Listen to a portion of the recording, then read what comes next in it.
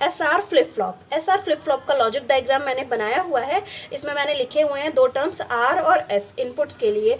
तो R का means होता है रीसेट और S का मीन्स होता है सेट। तो ये जो होते हैं वो हमारे सेट और रीसेट इनपुट्स होते हैं। ये हमारे मेन इनपुट्स नहीं हैं, मैं अभी बताती हूँ, ठीक है। तो इसमें हमने एक क्लॉक दिया है, दो एंड गेट्स यूज़ किए हैं और नॉर गेट्स यूज़ किए हैं। यहाँ पे हमने नॉर गेट्स यूज़ किए हैं, इसको नैंड गेट से भी बना सकते हैं, बट कोई नहीं, मैंने सिंपल थोड़ा बेसिक एक्सप्लेन करने के लिए मैंने नॉर गेट्स यूज़ किए हैं। तो दोनों की फंक्शनैलिटी सेम ही होती है, नॉर गेट और नैंड गेट की, बस थोड़ा सा चेंज होता है, और ट्रुथ टेबल तो बिल्कुल सेम ही होती है। ओके, तो यहाँ पे मैं सबसे पहले एक टर्म बता दूँ। यहाँ लिखा है QN एंड QN बार। तो क्या मतलब है इसका, QN और QN बार का मतलब क्या है। और यहाँ पे मैंने ट्रुथ टेबल में लिखा है, इनपुट में लिखा है मैंने QN और आउटपुट में लिखा है मैंने QN+1।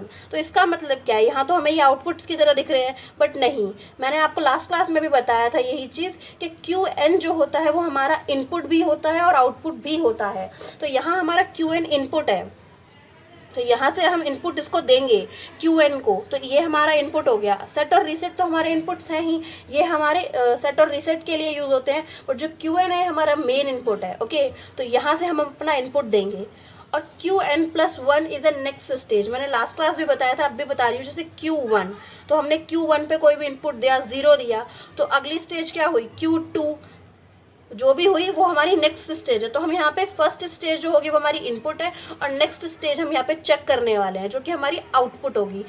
जो भी हमारी QN+1 हो सकती है, वो कुछ भी हो सकती है, Q3, Q4, हमने इसे डायरेक्ट QN+1 लिख दिया। ओके, तो ये हम आउटपुट पे लिखेंगे। तो अब हम स्टार्ट करते हैं। तो सबसे पहले मैंने ट्रुथ टेबल में 3 कंडीशंस ली हैं, R 0 है, S 0 है और QN भी 0 है। ओके, तो यहाँ पे मैंने R को 0 रखा है और S को 0 रखा है। क्लॉक हमेशा हमारा SR फ्लिप फ्लॉप में 1 रहता है, ठीक है। इट मीन्स हमने क्या किया, क्लॉक को ट्रिगर कर दिया, क्लॉक को ऑन कर दिया है। तो हमारा, अब हम चेक करते हैं आउटपुट में हमें क्या मिलने वाला है, और हमने QN को भी 0 रखा है, ठीक है। तो अभी हमने क्या किया, 0 × 1 हमारा क्या होगा, एंड गेट है, तो 0 1 का एंड होता है 0, 1 और 0 का एंड हमें यहाँ 0 मिलेगा। अब हम इसको क्या कहते हैं, इनपुट में देंगे। सबसे पहले देख लेते हैं, हमने QN पे क्या दिया है, 0 दिया है। इट मीन्स जब हमने 0 दिया तो ये यहाँ गया नॉर गेट में, और नॉर गेट का 0 और 0 का क्या होता है, नॉर का 0 और 0 मीन्स 0, और उसका इन्वर्स क्या हो जाएगा, 1।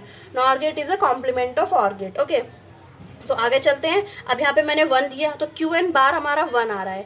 अब मैं इसी 1 को आगे इसमें भेजती हूँ, तो हमारा 0+1 क्या होगा, और है ना, ये पहले 0+1 इट मीन्स क्या होगा, 1, और 1 का कॉम्प्लीमेंट क्या होगा हमारा 0। यहाँ पे हमारी QN+1 यानी नेक्स्ट स्टेज भी हमारी 0 आ रही है। आगे चलते हैं, एक और बार चेक कर लेते हैं। फिर से मैंने इसको 0 दिया, तो यहाँ पे मेरा 0 गया, तो 0 + 0 0, 0 का कॉम्प्लीमेंट 1। इट मीन्स क्या है कि हमारी स्टेजेस जो है वो 0 0 0 चलती रहेंगी QN, और QN बार हमारा 1 1 1 चलता रहेगा। तो यहाँ पे क्या आ रहा है, हमारा आउटपुट में हमें क्या मिल रहा है,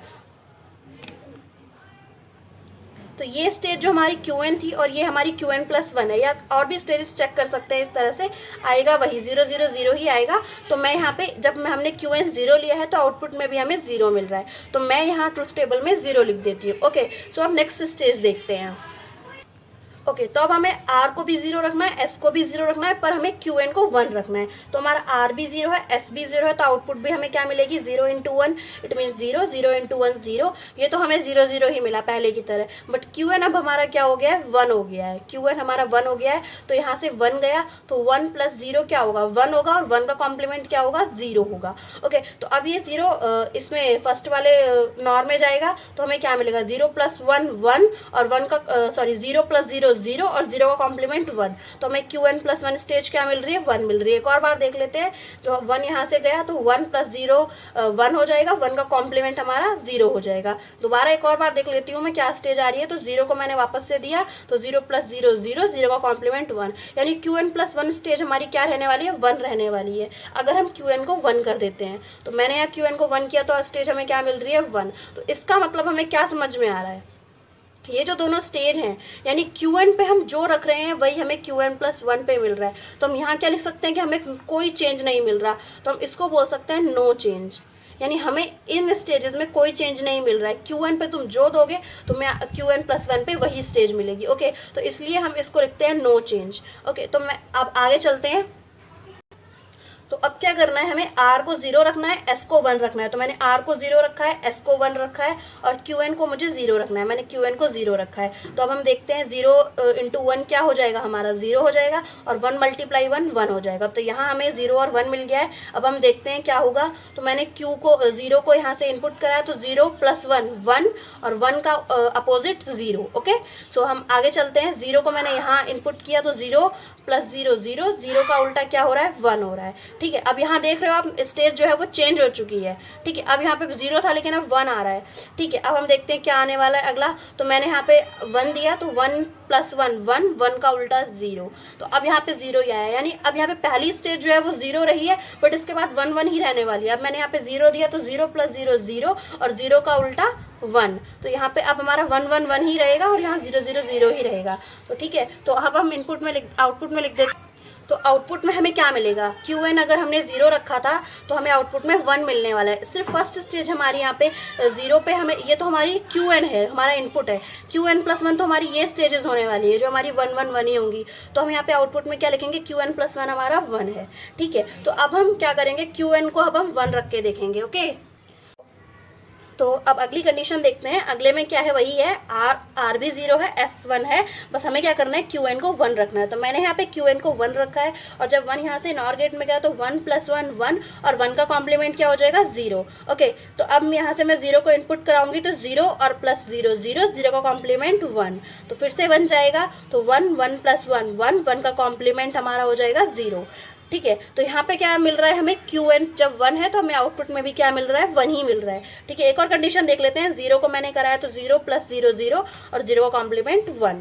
तो यहाँ पे हमारी क्यू एन प्लस 1 स्टेज क्या है, जब हमारा क्यू एन क्या है, 1 है, तो क्यू एन प्लस 1 स्टेजेस भी हमारी 1 ही है।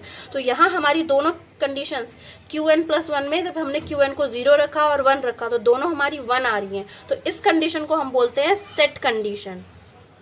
ओके, तो अब आगे चलते हैं।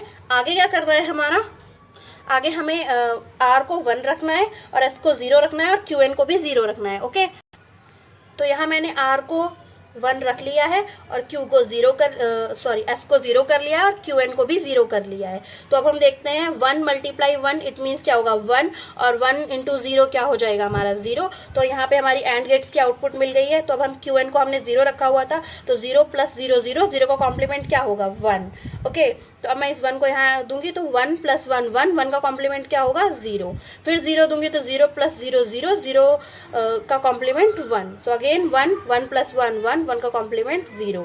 तो यहाँ पे हमें क्या मिल रहा है, जब हमने क्या कहते हैं क्यू एन को 0 रखा है तो हमें क्यू एन प्लस 1 क्या मिल रही है, 0 मिल रही है। तो हम यहाँ पे क्यू एन प्लस 1 0 रख देते हैं। ठीक है, आगे चलते हैं। आगे हमें क्या करना है, क्यू एन को 1 रखना है। तो अब हमें क्यू एन को 1 रखना है। मैंने क्यू एन को 1 कर दिया है और अब मैंने क्यू एन को यहाँ पे दिया तो 1 प्लस 0 1, 1 का कॉम्प्लीमेंट 0। तो आगे चलते हैं, 0 प्लस 1 0 प्लस 1 1, 1 का कॉम्प्लीमेंट 0। तो यहाँ पे अब हमारी कंडीशन चेंज हो रही है। यहाँ पहले हमारे क्यू एन जो दिया था वो हमारा 1 था, लेकिन अब क्यू एन प्लस 1 हमारा 0 हो गया। ठीक है, आगे देखते हैं। क्यू एन फिर हमने 0 को यहाँ दिया तो 0 प्लस 0 0, 0 का कॉम्प्लीमेंट 1। दोबारा से हम देंगे 1 और 1 को हमने यहाँ दिया तो 1 प्लस 1 1, 1 का कॉम्प्लीमेंट 0। यानी हमने जब क्यू एन 1 दिया तो क्यू एन प्लस 1 जो आ रहा है वो हमारा 0 आ रहा है। तो यहाँ हमारी 0 है। तो इसका मतलब क्या है कि जब हमने क्यू एन को चाहे 0 रखो चाहे 1 रखो, हमारा जो कंडीशन है वो 0 ही आने वाली है। तो इसको हम बोलते हैं रीसेट कंडीशन। ओके, इसको कहते हैं हम रीसेट कंडीशन। जब हम क्या कहते हैं, क्यू एन को चाहे 0 रखें चाहे 1 रखें, हमें आउटपुट में 0 ही मिलता है। ठीक है, अब हमें क्या करना है, आर को भी 1 रखना है, एस को भी 1 रखना है और क्यू एन को 0 रखना है। मैंने आर को भी 1 कर लिया, एस को भी 1 कर लिया और क्यू एन को 0 कर लिया। तो 1 इंटू 1 ये 1 हो जाएगा, 1 इंटू 1 1 हो जाएगा। यानी हमें एंड गेट्स के आउटपुट 1 1 मिल गए हैं। क्यू एन हमारा 0 है तो हमने क्यू एन को यहाँ दिया तो 0 प्लस 1 1, 1 का कॉम्प्लीमेंट हमारा 0। अगेन हम चलते हैं, 0 0 प्लस 1 1, 1 का कॉम्प्लीमेंट हमारा 0। तो यहाँ एक चीज़ आपको देखने को समझ में आई कि यहाँ हमारा क्यू एन तो 0 है लेकिन क्यू एन बार हमारा क्या है, 0 ही है। तो यहाँ पर क्या हो रहा है कि जो हमारा एस आर फ्लिप फ्लॉप है वो कंफ्यूज हो जाता है कि भाई यहाँ तो क्यू एन भी 0 आ रहा है और क्यू एन बार भी 0 आ रहा है। ऐसा तो हो ही नहीं सकता ना। अगर क्यू एन 0 है तो क्यू एन बार को तो इसका कॉम्प्लीमेंट तो ये स्टेज है हमारी क्वेश्चन मार्क स्टेज। इसमें एसआर फ्लिप फ्लॉप कंफ्यूज हो जाता है कि आउटपुट में हमें क्या आ रहा है, मतलब कि उसको पता ही नहीं है, क्योंकि क्यू एन यहाँ जीरो है तो इट मीन्स यहाँ कंफ्यूजन स्टेज है। ओके, तो इस स्टेज को हम कंफ्यूजिंग स्टेज नाम देते हैं। बहुत सारे स्टेजेस नाम होते हैं, फॉरबिडन या मतलब बहुत सारे नाम्स होते हैं। ठीक है, तो आगे चलते हैं। आगे क्या करना है, आर भी 1 है, एस भी हमारा 1 है, हमें क्यू एन को 1 रखना है। ओके, तो मैंने यहाँ क्यू एन को 1 रख दिया है। आर और एस के आउटपुट्स तो हमारे सेम ही होंगे, तो मैंने क्यू एन को 1 करा तो 1 यहाँ गया, 1 + 1 तो 1 हो जाएगा, 1 का कॉम्प्लीमेंट हो जाएगा 0। ओके, तो आगे गया 1 + 0 1, 1 का कॉम्प्लीमेंट 0। ठीक है, तो फिर से मैंने दिया 0 को, तो 0 + 1 1, 1 का कॉम्प्लीमेंट 0। तो यहाँ पहली स्टेज तो हमारी ठीक थी 1 और 0, लेकिन सेकंड स्टेज में क्या हो रहा है हमारा यहाँ पे 0 0, फिर से कंफ्यूजिंग स्टेज स्टार्ट हो गई है। ठीक है, तो Qn + 1 भी हमारी यहाँ पे भी कंफ्यूजिंग स्टेज रहेगी, तो इसको भी, इस स्टेज को हम बोल सकते हैं फॉरबिडन स्टेज,